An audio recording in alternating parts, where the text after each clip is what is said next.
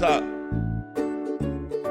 महाप्रभु ने कहा किसी महापुरुष का अपराध बन गया, तो उनका ऐसा तो हमने कभी, क्योंकि वो खुद भक्त वैष्णव की चरण वंदना करने वाले भक्त थे, वो कभी ऐसा, तब कहा प्रभु हमने ऐसा कबीरदास जी के प्रति बोला, क्या यह अपराध है? बोले इसी से रुक गया, यही अपराध है। तब वो कबीरदास जी के प्रति रो करके प्रार्थना की कि प्रभु मुझे क्षमा करो। तो कबीरदास जी यमुना जी से प्रकट हुए, यमुना जी के किनारे, वो भी सिद्ध पुरुष थे हरिराम व्यास जी। तब उन्होंने कहा कि भगवान जिस संत को जिस सेवा के लिए भेजते वो सेवा करता है, इसका मतलब ऐसा नहीं कि हम निराकार की उपासना का वर्णन करें तो हमको साकार का ज्ञान नहीं है या प्रेम रस का ज्ञान नहीं। जैसे सब्जी परोसने वाला सब्जी परोसता है, लेकिन जब पाएगा तो पूरा पत्तल पाएगा, ये नहीं कि उसको केवल सब्जी ही दी जाए। ऐसे ही कोई निर्गुण निराकार, कोई सगुण साकार, कोई भगवान के अलग अलग रूपों का संत महात्मा वर्णन करते हैं, लेकिन जब वो आनंद में डूबेंगे तो पूर्ण आनंद में डूबेंगे। तब तो अगर किसी संत वैष्णव का अपराध बन जाए तो फिर नाम जप से नहीं, उसी संत वैष्णव से क्षमा याचना करने पर अपराध का समापन होगा। रितीश शर्मा जी पंजाब से। राधे राधे राधे राधे महाराज जी। महाराज जी, जब हम आर्थिक तौर पर किसी रोगग्रस्त शरीर की मदद ना कर पाए तो क्या हम भागवतिक तौर पर उसकी मदद कर सकते हैं? हाँ, जब हम नाम जप करें, मान लो 10,000 नाम जप किए और संकल्प बनाए कि हे प्रभु मैं उसके रोग निवारण के लिए 10,000 नाम जप देता हूँ, तत्काल फायदा उसको, तत्काल लाभ। कई बार हमने अपने शरीर को देखा कि एकदम डाउन हो रहा है, इन साधकों ने अनुष्ठान शुरू किया तो तत्काल संभल गया, तो उससे लाभ मिलता है। अगर हम अर्थ का सहयोग नहीं कर सकते तो हम भजन का सहयोग तो कर ही सकते हैं, और ये उसके सांसारिक शारीरिक रोग का ही नहीं, सांसारिक रोग का भी नाश करेगा और उसको आध्यात्मिक उन्नति की तरफ भी प्रेरित करेगा। यदि हम नाम जप किसी को दान करते हैं तो अब 10,000 तो आपने नाम जप उधर दान किया और लौट करके आपको 20,000 का फल मिलेगा, और 10,000 का उसको फल तो मिलेगा ही। इसमें लाभ ही लाभ है, ऐसा करना चाहिए।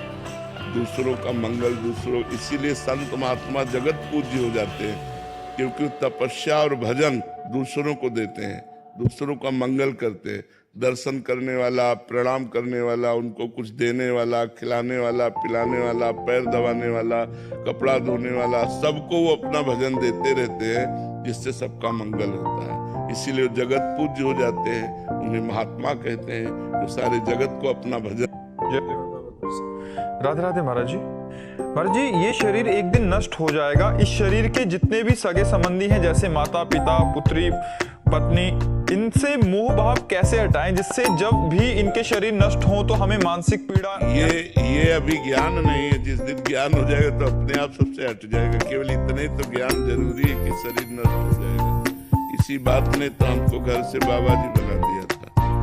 जब 13 वर्ष के थे, स्कूल की बैग आकर के टांगते, अम्मा की तरफ देखते तो लगा ये मरेगी, ये मरेगी तो मैं रह कैसे पाऊंगा, इसके बिना कैसे रह सकता हूँ। पिता ये तो ये भी मरेंगे। जो भी परिवार के सदस्य जब देखते तो लगता है मरेंगे, फिर हमारा है कौन? हमारा कौन ऐसा प्यारा है जिससे हम प्यार करें और सदा हमारे पास रह सके? तो निर्णय निकला श्री भगवान। तो बचपन से इसीलिए भाग पड़े कि कोई प्यारा है नहीं, जितने प्यारे हैं ये सब झूठे हैं, आज नहीं तो कल चले जाएंगे, तो सच्चा प्यार तो भगवान से है। तो अभी ये बात आप वाणी से कह रहे हैं, हृदय से नहीं बैठी। जिस दिन हृदय में बैठ जाएगी ना यार मरना है, उस दिन तो महात्मा बन जाओगे। हमारा हृदय हर समय भगवान के चरणों में लिपट जाएगा कि यार मरना, यार सब झूठा है, सब छूट जाएगा। मकान, धन, संपत्ति, पद, प्रतिष्ठा, रिश्ते, नाते, संबंध सब छूट जाएंगे, और ये शरीर भी छूट जाएगा। फिर प्यार हम किससे करें? भगवान से। तो हमारा मन भगवान के चरणों की तरफ दौड़ पड़ेगा, भगवान के चरणों में लौट जाएगा कि प्रभु राहिमाम अब मुझे स्वीकार करो, मुझे झूठे संसार से मत। अपने आप मोह नष्ट हो जाएगा। इतनी बात आ तो जाए, एक आदमी शराब पी रहा था, वहां से एक संत निकले मस्ती से, मतवाले गजराज की तरह भगवदानंद में छपे हुए थे। तो मस्त थे ही अपनी मस्ती में। उन्होंने ऐसे देखा और उन्होंने कहा 7 दिन में मर जाएगा। उसको एक बात पर विश्वास था कि संत कभी झूठ नहीं बोलते। शराब ऐसे रख दी, चरणों में गिरा, बोले महाराज क्या कहा? बोले 7 दिन में मर जाएगा। हक से और वो संत तो चले गए, एकदम 7 दिन में मर गए, भूल गया पे। जब यार मरी जाना है तो भगवान का नाम जप करे ना।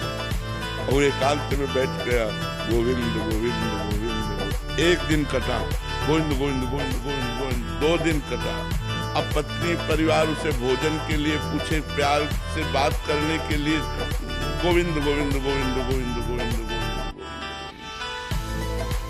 6 दिन व्यतीत हुए, गोविंद गोविंद गोविंद गोविंद।